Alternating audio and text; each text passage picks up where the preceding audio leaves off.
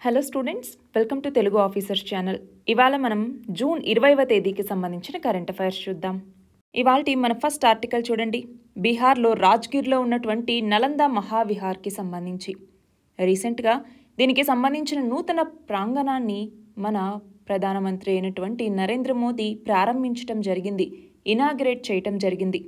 మరి ఈ నలంద అన్నటువంటిది మోస్ట్ ఏన్షియంట్ యూనివర్సిటీ ఇండియన్ సబ్ కాంటినెంట్లోనే. మరి దీనిని నిర్మించింది ఎవరు అంటే కుమార్ గుప్తా డైనాసిటీకి సంబంధించినటువంటి వ్యక్తి అన్నమాట. మరి 5th సెంచరీలో స్టార్టింగ్లో దీన్ని నిర్మించారు. మనం చూస్తే దాదాపు 600 సంవత్సరాల పాటు ఆల్మోస్ట్ 12th సెంచరీ వరకు కూడా ఇది చాలా విరాజిల్లింది. మరి దాని తర్వాత హర్షవర్ధన కావచ్చు, లేదంటే పాలా కావచ్చు, వీళ్ళు కూడా పరిపాలిస్తూ ఉన్నప్పుడు చాలా పాపులారిటీని సంపాదించుకుంది నలంద యూనివర్సిటీ అన్నటువంటిది. ఇక్కడ కల్చర్, ఇంటలెక్చువల్ ఎక్స్చేంజెస్ ఇవన్నీ కూడా జరుగుతూ ఉండేవి. అంతేకాదు మనం గమనిస్తే బుద్ధిజంకి సంబంధించినటువంటి మేజర్ ఫిలాసఫీస్ అన్నటువంటివి ఇక్కడ బోధించబడ్డాయి. అయితే చాలా దేశాల నుంచి, ఫర్ ఎగ్జాంపుల్ చైనా కావచ్చు, శ్రీలంక కావచ్చు, కొరియా కావచ్చు, టిబెట్, మంగోలియా, ఇలా వివిధ రకాల రీజియన్స్ నుంచి స్టూడెంట్స్ వచ్చి ఇక్కడ నేర్చుకునేవాళ్ళు. Ayurveda, religion, Buddhism, mathematics, astronomy ఇలాగా ఎన్నో రకాల సబ్జెక్ట్స్ ఇక్కడ నేర్పించేవాళ్ళు. మరి అలా ఈ ఇంటలెక్చువల్ యాక్టివిటీ అన్నటువంటిది కంటిన్యూ అవుతున్నటువంటి టైంలో 1993లో ఒక టర్కిష్ రూలర్ వచ్చారు. ఎవరతను? కుతుబుద్దీన్ ఐబక్ యొక్క జనరల్ అన్నమాట, బక్తియార్ ఖిల్జీ. ఎవరు? బక్తియార్ ఖిల్జీ. ఈ బక్తియార్ ఖిల్జీ వచ్చి దీనిని నాశనం చేశారనమాట, డెస్ట్రాయ్ చేశారు. దాని తర్వాత మళ్ళీ 6 సెంచరీలు గడిచిన తర్వాత 1812లో అప్పటి స్కాటిష్ సర్వేయర్ అయినటువంటి ఫ్రాన్సిస్ హామిల్టన్, ఇతను ఈ ఏన్షియంట్ యూనివర్సిటీని కనుక్కోవటం జరిగింది, అంటే గుర్తించారన్నమాట. దాని తర్వాత ఇది యునెస్కో వరల్డ్ హెరిటేజ్ సైట్గా కూడా గుర్తింపు పొందింది, యునెస్కో వరల్డ్ హెరిటేజ్ సైట్. మరి అలాంటి యునెస్కో వరల్డ్ హెరిటేజ్ సైట్ అన్నటువంటిది ఇప్పుడు మళ్ళీ రివైవల్ చేయబడింది, నూతన ప్రాంగణాన్ని మళ్ళీ ప్రారంభించటం జరిగిందనమాట. మరి అలాంటి ఈ నలంద మహావిహార యునెస్కో వారసత్వ ప్రాంగణం ఏదైతే ఉందో ఇందులో మళ్ళీ అధునాతనమైనటువంటి పరిశోధన ఆధారితమైనటువంటి ఉన్నత విద్యా వ్యవస్థను తీర్చిదిద్దాలి అనేసి లక్ష్యంగా పెట్టుకోవటం జరిగింది. మన నెక్స్ట్ ఆర్టికల్ చూడండి. రీసెంట్గా ministry of statistics and programme implementation కొన్ని గణాంకాలను ఇచ్చింది. మరి దాని ప్రకారం చూస్తే 2024 ఆర్థిక సంవత్సరానికి తాత్కాలిక అంచనాలను విడుదల చేస్తే అందులో వ్యవసాయ జీడిపి వృద్ధి రేట్ అన్నటువంటిది కేవలం 1.4% మాత్రమే. దాని తర్వాత మళ్ళీ అడ్వాన్స్డ్ అంచనాలు విడుదల చేస్తే ఇది కేవలం 0.7% మాత్రమే. కానీ స్థూల జీడిపి వృద్ధి రేటు మాత్రం 8.2%. అంటే ఇక్కడ గమనించాలి, వ్యాపార, పారిశ్రామిక వర్గాలు, సమాచార సాధనాలు ఇలాంటివన్నింటి వల్ల భారతదేశం అత్యధిక వృద్ధి రేటు సాధించింది, కానీ వ్యవసాయ రంగంలో మాత్రం ఇంకా వెనుకబడే ఉంది. ఫర్ ఎగ్జాంపుల్, ఇప్పుడు నెలకు 5 కిలోల బియ్యం లేదంటే గోధుమల్ని ఉచితంగా అందిస్తే సరిపోదు. వాటికి కావాల్సినటువంటి ప్రొడక్షన్ అన్నటువంటిది ఉండాలి, సరిగ్గా ప్రొడ్యూస్ చేయగలగాలి, దానికి కావాల్సినటువంటి వంగడాలు కావాలి, నీరు కావాలి, అలాగే ఎరువులు అన్నటువంటివి అవసరమవుతాయి. అవునా? రైతులకి సహాయ సహకారాలు అన్నటువంటివి అవసరమవుతాయి, మౌలిక వసతులు అన్నటువంటివి కావాలి, గోడౌన్లు లాంటివి కావాలి. వాళ్ళ యొక్క ఉత్పత్తిని, రైతుల యొక్క ఉత్పత్తి ఏదైతే వస్తుందో పంట ఉత్పత్తి, దాన్ని సరైన ధరకి అమ్ముకునేలాగా వాళ్ళకి అవకాశాలు అన్నటువంటివి లభించాలి. అంతేకాదు ఒక్క వ్యవసాయ రంగమే కాకుండా వ్యవసాయ ఆధారిత రంగాలన్నీ కూడా అభివృద్ధి చెందితే అప్పుడు రైతు కూడా అభివృద్ధి చెందుతాడు, రైతుల ఆదాయం డబల్ చేయాలని మనం పెట్టుకున్నటువంటి లక్ష్యం కూడా నెరవేరుతుంది అప్పుడు. మరి దానికి సంబంధించి రీసెంట్గా కేంద్ర వ్యవసాయ మంత్రిగా శివరాజ్ సింగ్ చౌహాన్ బాధ్యతలు చేపట్టారు కదా. మరి ఈ నేపథ్యంలో వ్యవసాయంలో విప్లవాత్మకమైనటువంటి మార్పులు తీసుకొస్తారా అన్నటువంటిది చూడాలి అనేసి ఆర్టికల్. మన నెక్స్ట్ ఆర్టికల్ చూడండి. ఆరోగ్య బీమా, హెల్త్ ఇన్సూరెన్స్కి సంబంధించి. హెల్త్ ఇన్సూరెన్స్, ఆరోగ్య బీమా అన్నటువంటిది మన దేశంలో ఇప్పుడిప్పుడు కవర్ అవుతోంది. కానీ ఫర్ ఎగ్జాంపుల్ ఆయుష్మాన్ భారత్ అనేసి స్కీమ్ తీసుకొచ్చారు కదా, ఆయుష్మాన్ భారత్ ఇలాంటి స్కీమ్స్ ద్వారా ఇప్పుడిప్పుడు దగ్గర అవుతోంది. కానీ ఇప్పటిదాకా ప్రజలకి సరైనటువంటి హెల్త్ ఇన్సూరెన్స్ అన్నటువంటిది అందుబాటులో లేదు. మనం చూస్తే ఇటు అమెరికా, యూరప్ దేశాల్లో బాగా ప్రాచుర్యంలో ఉంది ఈ ఆరోగ్య బీమా అన్నటువంటిది. మరి మన దగ్గర అయితే జనరల్ ఇన్సూరెన్స్ కంపెనీ అన్నటువంటిది మొదటిసారిగా 1986లో ఈ హెల్త్ ఇన్సూరెన్స్ అన్నటువంటి కాన్సెప్ట్ని తీసుకొచ్చింది. మరి ఇప్పుడు గమనిస్తే 65 ఏళ్ళు దాటినటువంటి వాళ్ళకి ఎలాంటి ఆరోగ్య బీమా పాలసీలు అన్నటువంటివి సరిగ్గా అందుబాటులో ఉండేవి కావు. దానివల్ల ఇటు ప్రభుత్వ ఆసుపత్రుల్లో నాణ్యమైనటువంటి వైద్యం లభించక, ఇటు ప్రైవేట్ ఆసుపత్రుల్లో అంత డబ్బు కట్టుకోలేక సీనియర్ సిటిజన్స్ చాలామంది ఇబ్బంది పడుతూ ఉన్నారనమాట. మరి అలాంటి పరిస్థితుల్లో రీసెంట్గా ఐఆర్డిఏఐ అంటే ఏంటి, insurance regulatory and development authority of India అంటాం. ఈ ఐఆర్డిఏఐ ఒక ఆదేశాన్ని జారీ చేసింది. ఇవి అక్టోబర్ నుంచి అమల్లోకి రాబోతున్నాయి. మరి ఏమని ఆదేశం జారీ చేసింది అంటే, అన్ని వయసుల వాళ్ళకి కూడా ఆరోగ్య బీమా అన్నటువంటిది అమ్మాలి. పాలసీ తీసుకునే టైంకి వాళ్ళకి ముందుగా ఉన్నటువంటి జబ్బులకు కూడా ఈ బీమా అన్నటువంటిది వర్తింపజేయాలి. ఒక అలోపతినే కాదు, దాంతోపాటు అన్ని రకాల వైద్య విధానాల్లోని చికిత్సకి కూడా దీన్ని అనుమతించాలి.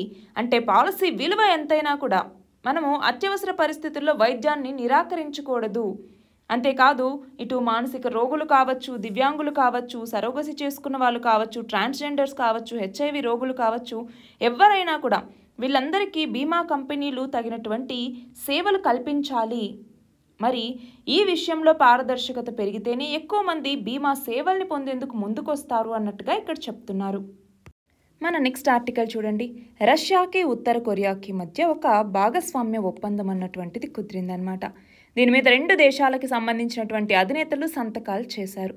మరి దీని ప్రకారం ఏంటి అంటే, ఈ 2 దేశాల్లో ఏ దేశం మీద దాడి జరిపినా అప్పుడు పరస్పరం సహకరించుకోవాలి 2 దేశాలు. అంతేకాదు 2 దేశాలు కూడా భద్రతా పరంగా, వాణిజ్యం పరంగా, పెట్టుబడుల పరంగా, సాంస్కృతిక పరంగా, అలాగే మానవీయ సంబంధాన్ని బలోపేతం చేసుకునే పరంగా ఈ 2 దేశాల మధ్య ఈ భాగస్వామ్య ఒప్పందం కుదిరిందనమాట. ఇంతేకాదు హెల్త్కి సంబంధించి, అలాగే మెడిసిన్కి సంబంధించి, అలాగే ఎడ్యుకేషన్కి సంబంధించి, సైన్స్కి సంబంధించి, ఇలా వివిధ రంగాల్లో 2 దేశాల మధ్య సహకారం అన్నటువంటిది అందించుకునే విధంగా ఈ ఒప్పందం ఉందన్నమాట. నెక్స్ట్ చూడండి. కెనడా పార్లమెంట్ ఖలిస్తానీ ఉగ్రవాది అయినటువంటి నిజ్జర్కి నివాళి ప్రకటించింది. దాంతో మన భారతదేశం మండిపడిందనమాట. మరి ఏమైంది అసలు అనేసి చూస్తే 2023లో జూన్ 18వ తేదీన ఏమైంది, బ్రిటిష్ కొలంబియాలో ఉన్నటువంటి సర్రే అనే ఒక ప్రాంతంలో ఒక గురుద్వారా బయట నిజర్ హత్య అనేటటువంటిది జరిగింది. మరి అప్పుడు కెనడా ఏమనింది, దీని వెనక ఇండియా హస్తం అనేటటువంటిది ఉంది, భారత ఏజెంట్ల పాత్ర ఉంది అన్నట్టుగా కెనడా ప్రధాని అయినటువంటి జస్టిన్ ట్రూడో వ్యాఖ్యలు చేశారు. మరి ఆ ఆరోపణలో 2 దేశాల మధ్య విభేదాలు రావటం, అవి మరింతగా పెరుగుతూ రావటం, రీసెంట్గా కొంచెం సర్దుమణిగాయి అన్నటువంటి టైంలో మనం చూస్తే రీసెంట్గా G7 జరిగినప్పుడు కెనడా ప్రధాని అలాగే భారతదేశ ప్రధాని చర్చించుకున్నారు కూడా. మరి అలాంటి నేపథ్యంలో ఇప్పుడు మళ్ళీ ఇలా నిజ్జర్కి కెనడా పార్లమెంట్ నివాళి ఇవ్వటం అన్నటువంటిది మన భారతదేశానికి మళ్ళీ కోపం తెప్పించింది. మరి ఆ నేపథ్యంలో మన భారతదేశం ఏం చేసింది, కనిష్క విమానానికి సంబంధించి ఒక ఈవెంట్ జరపాలి అన్నట్టుగా నిర్ణయించింది. మరి ఏంటి అసలు ఈ ఈవెంట్ అన్నటువంటిది, 1985లో ఎయిర్ ఇండియా కనిష్క విమానంలో ఖలిస్తానీ ఉగ్రవాది అమర్చినటువంటి బాంబు పేలింది. దాంతో 329 మంది చనిపోయారన్నమాట. మరి వీళ్ళందరికీ మేము ఈ నెల 23వ తేదీన నివాళులు అర్పిస్తాం అన్నట్టుగా భారతదేశం చెప్పింది.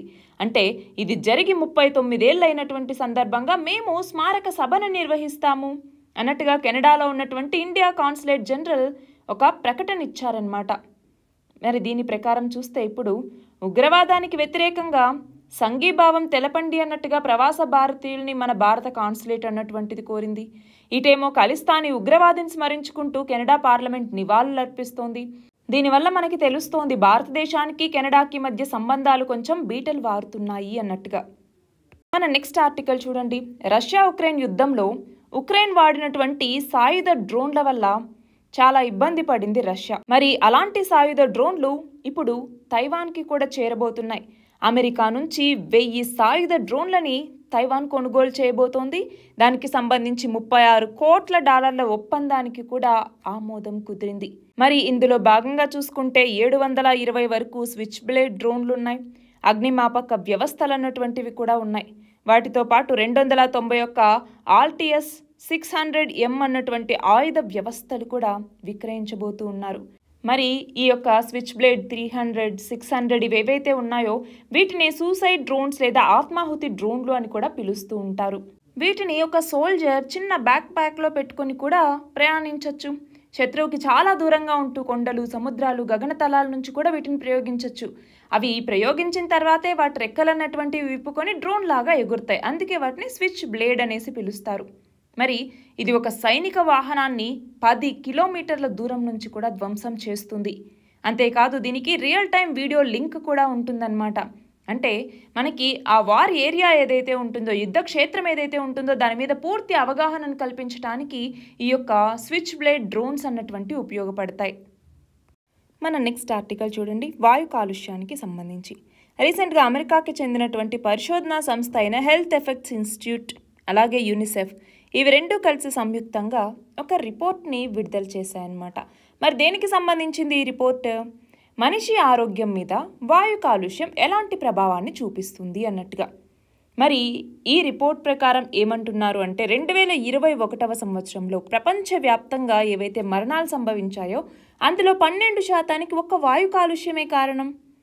మరి ఈ వాయు కాలుష్యం యొక్క దుష్ఫలితాలు అన్నటువంటివి ఎలా ఉన్నాయి అనేసి మనం కనుక చూస్తే 2021లో వాయు కాలుష్యంతో మన భారతదేశంలో 5 ఏళ్లలోపు చిన్నపిల్లలే 169,400 మంది చనిపోయారు.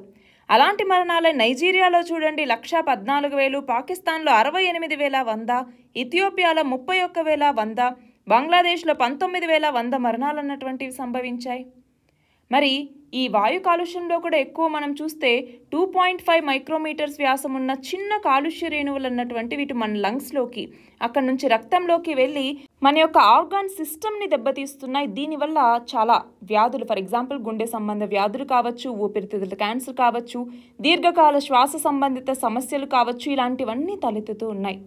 అంతేకాదు 2021లో ఈ ఎయిర్ పొల్యూషన్ వల్ల, వాయు కాలుష్యం వల్ల చనిపోయినటువంటి వాళ్ళ సంఖ్య ప్రపంచవ్యాప్తంగా 81 లక్షలు ఉంటే మన ఒక్క భారతదేశంలోనే 21 లక్షల మంది, చైనాలో 23 లక్షల మంది ఉన్నారు. ప్రపంచ మరణాల్లో ఈ 2 దేశాల వాటానే 54%. చూడండి, భారతదేశం అలాగే చైనా ఈ 2 దేశాల వాటా ఎంత? 54% మొత్తం వాయు కాలుష్య మరణాల్లో. మరి పాకిస్తాన్లో 2,56,000 మంది, బంగ్లాదేశ్లో 2,36,000 మంది, మయన్మార్లో 1,00,000కు పైగా, ఇండోనేషియాలో 2,21,000కు పైగా, ఇలా వివిధ దేశాల్లో వివిధ రకాలుగా ఈ వాయు కాలుష్యం వల్ల ఎంతోమంది చనిపోతున్నారు అన్నట్టుగా ఈ రిపోర్ట్లో తెలిసింది. మన నెక్స్ట్ ఆర్టికల్ చూడండి, వైజాగ్ స్టీల్ ప్లాంట్ యొక్క ప్రైవేటీకరణకి సంబంధించి. ఈ ప్రైవేటీకరణ ఇప్పట్లో ఉండదు కాబట్టి మీరేం భయపడక్కర్లేదు అన్నట్టుగా రీసెంట్గా కేంద్ర మంత్రి ఇక్కడ చెప్పారనమాట. మరి ఈ నేపథ్యంలో మనకేం తెలియాలి? అసలు ప్రైవేటైజేషన్ అంటే ఏంటి? ఫర్ ఎగ్జాంపుల్ గవర్నమెంట్కి సంబంధించినటువంటి ఓనర్షిప్ కావచ్చు, ప్రాపర్టీ కావచ్చు, బిజినెస్ కావచ్చు, ఏదైనా కూడా ఒక ప్రైవేట్ సెక్టార్కి కానీ ప్రైవేట్ పర్సన్కి కానీ దాన్ని ట్రాన్స్ఫర్ చేస్తే దాన్ని ప్రైవేటైజేషన్ అంటాం. అంటే ఏంటి? ఇక్కడ గవర్నమెంట్ అన్నటువంటిది ఆ ఎంటైర్ ఎంటిటీని లేదా బిజినెస్ యొక్క ఓనర్షిప్ని సీజ్ చేస్తోందన్నమాట. అంటే ఇక్కడ ఫర్ ఎగ్జాంపుల్ ఒక సింగిల్ కంపెనీ ఉంది అంటే దాని పేరు లిమిటెడ్ అన్నటువంటి ఆ పదం నుంచి ప్రైవేట్ లిమిటెడ్ అన్నటువంటి పదానికి అది మారిపోతుందన్నమాట. మరి ఇప్పుడు వైజాగ్ స్టీల్ ప్లాంట్ విషయానికి వస్తే గనక దాన్ని RINL అని కూడా పిలుస్తూ ఉంటాము. రాష్ట్రీయ ఇస్పాత్ నిగమ్ లిమిటెడ్ అనేసి 1970లలో చాలా హర్డిల్స్ తర్వాత, చాలా సాక్రిఫైజెస్ తర్వాత దీన్ని ఏర్పాటు చేశారు. 1982లో దీన్ని ఇనాగరేట్ చేయటం జరిగింది. మరి వైజాగ్ స్టీల్ ప్లాంట్ అన్నటువంటిది దీని యొక్క ప్రత్యేకత ఏంటి అంటే Indian sea shore based steel ప్లాంట్కి సంబంధించి Indian sea shore based steel plant ఏదైనా ఉంది అనుకుంటే అది ఒక్క వైజాగ్ స్టీల్ ప్లాంట్ మాత్రమే. విశాఖపట్నం స్టీల్ ప్లాంట్ టౌన్షిప్ అన్నటువంటిది కూడా, లేదా ఉక్కు నగరం అని కూడా పిలుస్తూ ఉంటాము. దాదాపు 8,000 ఎకరాల్లో దీన్ని విస్తరించారు. అందులో హౌసింగ్, అకామిడేషన్, ఎంప్లాయీస్కి సంబంధించి అన్నీ కూడా ఇందులో ఉంటాయి. మరి ఇప్పుడు మనం చూస్తే అంతా బాగానే ఉంది. ఎక్కడొచ్చింది ప్రాబ్లం అంటే సెంట్రల్ గవర్నమెంట్ ఈ వైజాగ్ స్టీల్ ప్లాంట్ని ప్రైవేటైజ్ చేయాలి అనుకుంది. ఈ స్టీల్ ప్లాంట్ అన్నటువంటి సెంట్రల్ గవర్నమెంట్ ప్రాపర్టీ కిందికి వస్తుంది కాబట్టి, అంటే సెంట్రల్ గవర్నమెంటే దీంట్లో మొత్తం మనీని ఇన్వెస్ట్ చేసింది కాబట్టి మరి దీన్ని ప్రైవేటైజ్ చేస్తాను. ఎందుకు అంటే ఈ స్టీల్ ప్లాంట్ లాస్లోకి వెళ్తోంది అన్నటువంటి ఒక రీజన్ చూపించి ఈ స్టీల్ ప్లాంట్ని ప్రైవేటీకరిస్తాను అన్నట్టుగా చెప్పింది. మరి ఆ నేపథ్యంలో ఎన్నో రకాల ఆందోళనలు అన్నటువంటివి చోటు చేసుకున్నాయి. అంతేకాదు ప్రజలు ధర్నాలు చేయటం ఇవన్నీ జరిగినటువంటి నేపథ్యంలో ఇప్పుడు కేంద్ర మంత్రి ఏమంటూ ఉన్నారు, ఈ విశాఖ ఉక్కు కర్మాగారం ప్రైవేటీకరణ అన్నటువంటిది పెండింగ్లో ఉంది కాబట్టి ఎలాంటి ఆందోళన చెందాల్సినటువంటి అవసరం లేదు, ఇప్పట్లో ఈ ప్రైవేటీకరణ ఉండదు అన్నట్టుగా చెప్పడం జరిగింది. నెక్స్ట్ చూడండి, అలీగఢ్ ముస్లిం యూనివర్సిటీకి వైస్ ఛాన్సలర్గా నియమితులైనటువంటి మొదటి మహిళగా ఇటీవల ఎవరు వార్తల్లో నిలిచారు అంటే professor Naima Khatoon. World inequality lab రూపొందించినటువంటి భారతీయుల ఆదాయ సంపదల్లో వ్యత్యాసాలు, అది కూడా 1922 నుంచి 2023 వరకు. మరి ఈ రిపోర్ట్ ప్రకారం చూసుకుంటే ప్రస్తుత భారత జనాభాలో పై వరుసలో ఉండేటటువంటి 1% మొత్తం మన దేశ ఆదాయంలో ఎంత శాతం సమకూరుతోంది అన్నట్టుగా చూస్తే 22.6% సమకూరుతోంది. నెక్స్ట్ చూడండి, దక్షిణాఫ్రికా అధ్యక్షుడిగా సిరిల్ రామఫోసా ఈయన రెండవసారి ప్రమాణ స్వీకారం చేయటం జరిగింది. మరి ఇక్కడ మనం గమనిస్తే ఈసారి ఆఫ్రికన్ నేషనల్ కాంగ్రెస్ సరిగ్గా మెజారిటీ అన్నటువంటిది సాధించలేదు. దాంతో డెమోక్రటిక్ అలయన్స్ యొక్క సహాయంతో సంకీర్ణ ప్రభుత్వాన్ని ఇప్పుడు ఏర్పాటు చేయటం జరిగింది. ఇప్పుడు మన భారతదేశంలో కూడా అదే కదా జరిగింది. సరైనటువంటి మెజారిటీ లేకపోవటం వల్ల ఇటు ఆంధ్రప్రదేశ్ అటు బీహార్ ప్రభుత్వాల యొక్క సహాయాన్ని తీసుకున్నారు. నెక్స్ట్ చూడండి, the dancing girl of Lahore పుస్తక రచయిత్రి ఎవరు అంటే లూయిస్ బ్రౌన్. ఈమె లండన్కి చెందినటువంటి ప్రొఫెసర్ మరియు సోషియాలజిస్ట్. పాకిస్తాన్లో ఉన్నటువంటి హీరామండి వేశ్యావాటిక మీద ఏళ్ల తరబడి పరిశోధనలు చేసి అక్కడ వాళ్ళ జీవితాల మీద ఈ పుస్తకాన్ని రచించడం జరిగింది. నెక్స్ట్ చూడండి, రీసెంట్గా పావో నుర్మి గేమ్స్ 2024 అథ్లెటిక్స్ మీట్ అన్నటువంటిది ఫిన్లాండ్లో జరిగింది. ఇందులో మన భారతదేశానికి సంబంధించినటువంటి జావలిన్ త్రోకి సంబంధించిన నీరజ్ చోప్రా, ఇతనికి గోల్డ్ మెడల్ అన్నటువంటిది వచ్చింది. సెలబ్రిటీ బ్రాండ్ వాల్యుయేషన్ రిపోర్ట్ ప్రకారం విరాట్ కోహ్లీ ఇండియాకి మోస్ట్ వాల్యూడ్ సెలబ్రిటీగా ఉన్నారు. తన యొక్క బ్రాండ్ వాల్యూ $227.9 మిలియన్, అంటే దాదాపు 1899 కోట్లు. దాని తర్వాత కనుక మనం చూస్తే బాలీవుడ్ యాక్టర్స్ అయినటువంటి రణ్వీర్ సింగ్, ఆ తర్వాత షారుఖ్ ఖాన్, వీళ్ళు సెకండ్ మరియు థర్డ్ ప్లేసెస్లో ఉన్నారు. ఫిచ్ రేటింగ్స్ ఇండియా యొక్క గ్రోత్ ఫోర్కాస్ట్ని 7% నుంచి 7.2%కి పెంచింది. అలాగే world day to combat desertification and drought, దీనిని మనం ప్రతి సంవత్సరం జూన్ 17వ తేదీన సెలబ్రేట్ చేసుకుంటాము. మరి ఈ సంవత్సరం థీమ్ ఏంటి అంటే united for land, our legacy, our future అన్నటువంటిది. సస్టైనబుల్ గ్యాస్ట్రానమీ డే ప్రతి సంవత్సరం జూన్ 18వ తేదీన జరుపుకుంటాము. మరి ఈ సంవత్సరం థీమ్ ఏంటి అంటే మోర్ టేస్ట్ లెస్ వేస్ట్ అన్నటువంటిది ఈ సంవత్సరం యొక్క థీమ్. నెక్స్ట్ చూడండి, చాలా ఇంపార్టెంట్, ఇంధన పరివర్తన సూచి, ఎనర్జీ ట్రాన్సిషన్ ఇండెక్స్ అని కూడా పిలుస్తూ ఉంటారు.